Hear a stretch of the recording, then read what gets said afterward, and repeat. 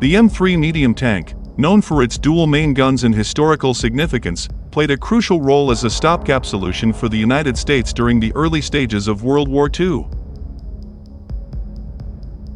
The M3 medium tank, largely overshadowed by its successor the M4 Sherman, has a few stylish distinctions to it. It had two names, after American Civil War generals who were archfoes. It co-starred in a famous Hollywood movie with Humphrey Bogart. Oh, and it was one of only a handful of tanks to see action with two main guns. Despite the superficial appeal that two guns seemingly implied twice the firepower, practically speaking, multi-gun tanks mostly proved unwieldy in combat. But the M3's design was in fact based upon expediency. Entering World War II, the United States fielded only M2A4 and M3 Stuart light tanks and a few dozen M2 medium tanks suitable only for training. All were armed with small 37mm guns adequate for penetrating most early World War II tanks. But German experience in France revealed that heavier tanks like the Matilda and Char B1 bis tanks were effectively immune to small-caliber anti-tank guns. Furthermore, 75mm or higher weapons were far more effective at blasting entrenched infantry. 2 months after German Panzer overran France in 1940, the US began designing a new medium tank with a medium-velocity 75mm gun that could tackle both tanks and infantry. But designing a turret that could fit that gun was technically challenging for US industry, and the resulting vehicle, the M4 Sherman, wouldn't be ready for action until late 1942, not fast enough for the US military. Thus, the M3 Lee arose as a stopgap solution. It mounted a 75mm M2 gun in a swiveling sponson on one side of an expanded M2 medium tank hull, while a 37mm gun was fitted on a fast-turning, electro-hydraulically powered turret, a similar configuration to the French Char B1 bis. The Lee's 7-man crew or commander, driver, radio operator, 2 gunners, and 2 loaders additionally disposed of 2 to 4.30 caliber machine guns for anti-infantry and anti-aircraft defense. Between 38 to 51 millimeters of riveted steel armor protected the crew, and an R-975 Whirlwind aircraft engine could propel the 30-ton tank to a respectable maximum speed of 26 miles per hour. Starting August 1941, American factories churned out 6 different variants designated the M3 through M3A5, mixing and matching different engines. Some had GM diesels or Chrysler multibank engines, turret designs, riveted, cast or welded, and hull guns. The M3 model had vertical stabilization and greater penetration. By the time production was discontinued in December 1942, 6,258 minutes and 3 seconds had been built. Of those vehicles, over 2,855 were promptly sold to the British, then beleaguered by General Erwin Rommel's Afrika Korps in a seesawing mechanized war for control of North Africa. The British insisted on custom models dubbed the M3 Grant, after General Lee's Civil War nemesis, with a turret-mounted radio eliminating the need for a radio operator.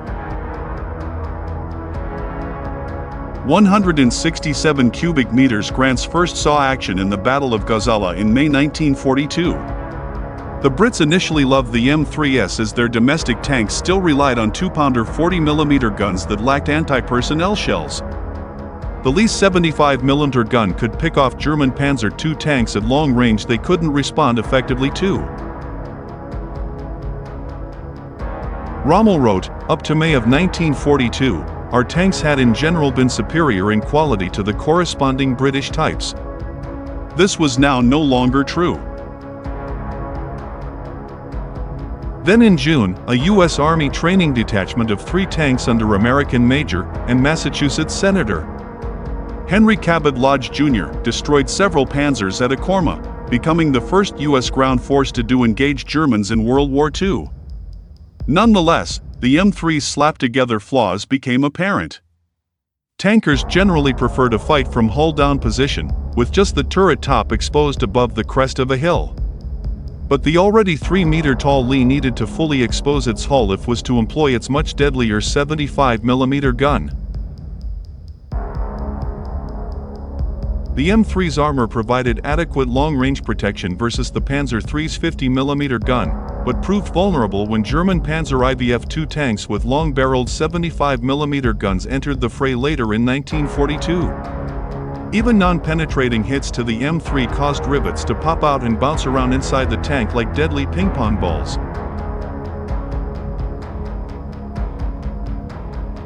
By the time U.S. forces landed in French North Africa, superior Sherman tanks were replacing the M3 Lee/Grant. Still, Lee tanks served in the 13th Armored Regiment of the 1st Armored Division, initially engaging Vichy French and German forces in Tunisia. The 13th's M3 has suffered heavy losses to Panzer IV tanks and anti-tank guns of the 10th Panzer at Jadida.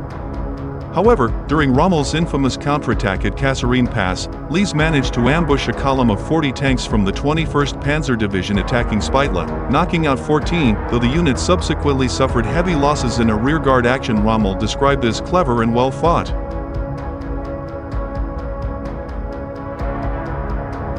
The UK transferred its grants to fight Japanese forces in Burma.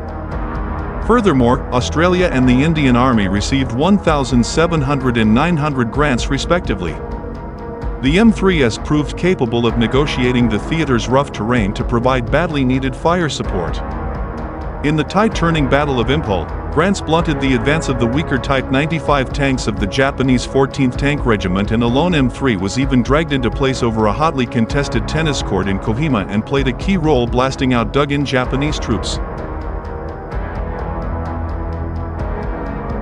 U.S. Army M3S only saw action in the Pacific in the battle for Makin Island in particular, where 2 tanks from the 93rd Armor Battalion that made it on the beach blasted numerous pillboxes.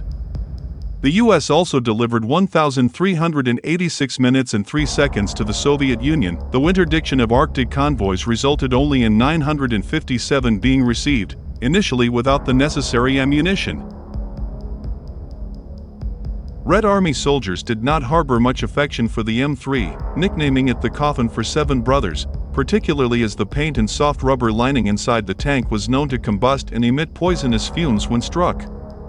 In one infamous incident during the Battle of Stalingrad, all but 2 of the 51 Lee and Stuart tanks of the 241st Brigade were lost after going over a ridge on September 26, victims of mines and anti-tank guns of the German 3rd Motorized Division.